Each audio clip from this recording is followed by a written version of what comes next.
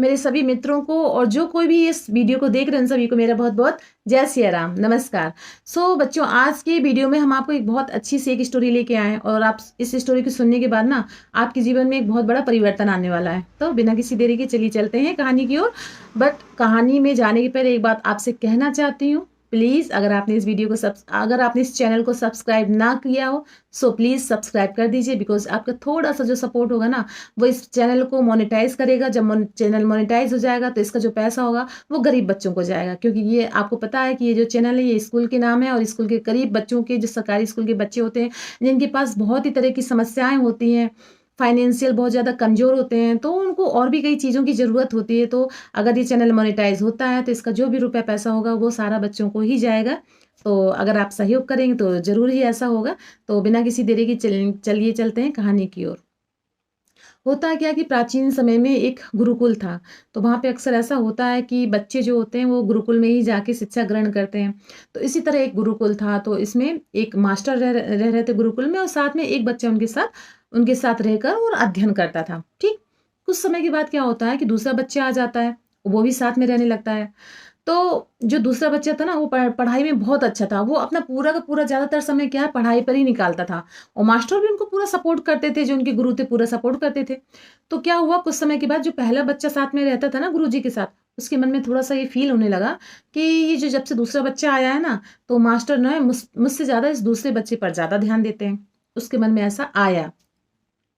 काफ़ी दिन तक उसने जब ये बात महसूस की तो उसने एक दिन हिम्मत करके वो मास्टर के पास गया।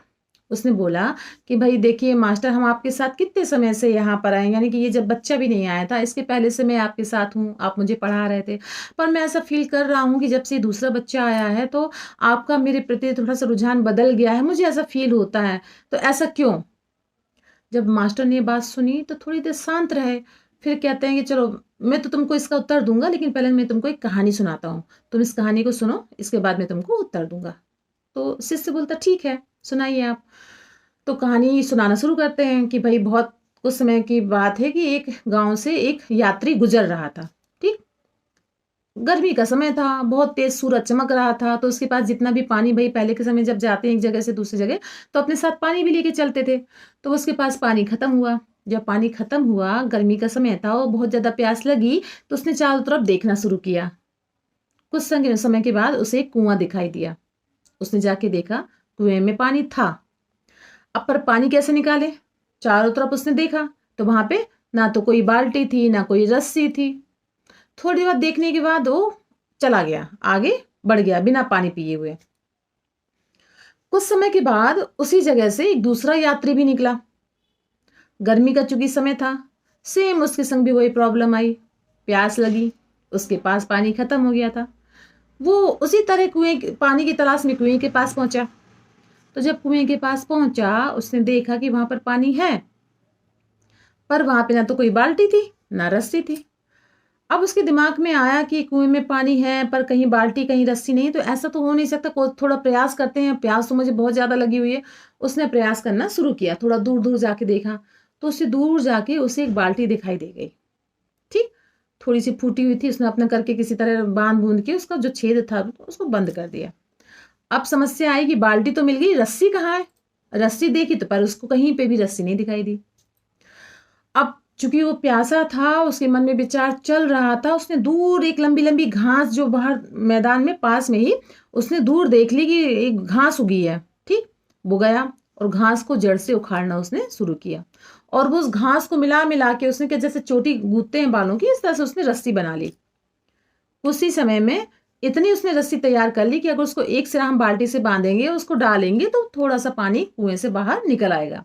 इतनी रस्सी उसने तैयार कर ली। फिर क्या किया उसने, सेम वही बाल्टी को बांधा, बाल्टी डाली और जितना पानी उससे उसकी प्यास मिट, क्योंकि भाई रस्सी में ज्यादा पानी निकालेंगे तो रस्सी पे जोर पड़ता, उसने उतना ही पानी निकाला जिससे उसकी प्यास बुझ जाए। पानी निकाला, पानी पिया, अपनी प्यास बुझाई, थोड़ा देर रुका, विश्राम किया, फिर अपने मार्ग पर चल दिया। ठीक, अब वो मास्टर बोलते हैं उस शिष्य से जो शिष्य को कहानी सुना रहे थे कि भाई अब तुम बताओ कि तुम्हारे नजरिए से कौन सा यात्री ज्यादा प्यासा था? अब शिष्य तो बड़े आराम से सुन रहा है। वो कहता अरे मास्टर, जो दूसरा यात्री था ना वो ज्यादा प्यासा था। अब मास्टर बोले क्यों? तुम्हें ऐसा क्यों लगता है कि वो ज्यादा प्यासा था? क्योंकि उसने कहा कि उसने अपने प्यास बुझाने के लिए उसने सारे प्रयत्न किए, इसका मतलब वो ज्यादा प्यासा था। अगर पहले वाला ज्यादा प्यासा होता तो वो भी सेम इसी तरह प्रयत्न करता। अब मास्टर बोले कि क्या तुम्हें इसका उत्तर मिल गया कि नहीं? अब से सिर्फ सोचता कि उत्तर मिल गया मतलब। तो मास्टर कहते हैं कि जो दूसरा आया है ना लड़का पढ़ने के लिए, अब तुम सोचो, वो उसके अंदर क्या है, पढ़ने की ललक है। वो पूरे समय क्या है, यही सोचता कि मुझे कितना टाइम मिले, मैं कितना समय मास्टर से ले सकूं कि मुझे ये सीखना, ये बताना, ये करना। तो वो हमेशा उसी में लगा रहता है और मेरा काम तो पढ़ाने का है, तो मैं उसको बता देता हूँ। उसकी बजाय तुम क्या करते हो, तुम इतना ध्यान पढ़ाई पर नहीं देते हो। जब मास्टर की बात सुनी लड़के ने तो उसको इस बात का रियलाइज हुआ कि हाँ, इसमें मेरी गलती है। उस दिन के बाद वो लड़का इतना कठिन परिश्रम करने लगा पढ़ाई में और उसकी जिंदगी बदल गई।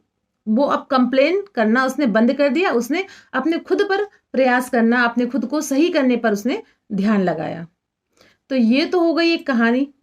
अब इस कहानी का मोरल क्या निकल के आता है? इस कहानी का मोरल ये निकल के आता है कि अगर हम अपनी जिंदगी में भी देखें ना, तो यही है ना, ज्यादातर हम लोग कंप्लेन करते हैं। मैं इसलिए ये सीख नहीं पाया क्योंकि मेरे साथ ये प्रॉब्लम थी, है, क्योंकि मुझ पर इतना ध्यान नहीं दिया गया। ऐसा कुछ भी नहीं होता है। अगर जिसको सीखना होता है ना, तो यहाँ पर आज के समय तो इतने ज्यादा सोर्स हैं कि अगर जिसके मन में कुछ भी सीखने का मन है तो वो अपने बलबूते ही सीख सकता है बिना 1 रुपए खर्च किए। अरे कुछ नहीं, दूर मत जाइए। अभी आप जो वीडियो देख रहे हैं, ये क्या है? ये भी तो एक सोर्स है ना ज्ञान प्राप्त करने का। अब ये आप पर डिपेंड करता है कि आपको किस तरह का ज्ञान चाहिए। ठीक, तो यहाँ पे सोर्स की कमी नहीं है। यूट्यूब भी बहुत अच्छा प्लेटफॉर्म है। इसके अलावा बहुत से अच्छे ऐप हैं जिनको आप डाउनलोड कर सकते हैं। आप अपने मनपसंद ज्ञान को प्राप्त कर सकते हैं। वो ज्ञान किसी भी तरह का हो सकता है। वो संगीत से जुड़ा हो सकता है आपके किसी विषय से जुड़ा हो, चाहे मैथ हो, चाहे फिजिक्स, एंड किसी भी तरह का ज्ञान हो, आप उस ज्ञान को सीख सकते हैं। इसका फायदा क्या होगा? इसका फायदा ये होगा कि जब भी आप किसी चीज को नई सीखते हैं ना, तो आपके अंदर कॉन्फिडेंस आता है, आप अपनी लाइफ को अच्छा फील करते हैं। वो बोरिंग सी लाइफ कि आप रोजमर्रा का काम कर रहे हैं, बस रोजमर्रा का काम कर रहे हैं, अपनी जिंदगी में एक नई चीज आप अगर नहीं सीख रहे हैं तो कुछ समय के बाद आपकी लाइफ आपको खुद फील होने लगेगा कि बोरिंग सी लाइफ है, कुछ है ही नहीं लाइफ में। इसके बजाय जब आप समय समय पर एक छोटा छोटा गोल बनाते हैं, कुछ ना कुछ सीखते रहते हैं, तो आप खुद अपने आप को कॉन्फिडेंट महसूस करते हैं। आप अपने आप को औरों से अलग महसूस करते हैं।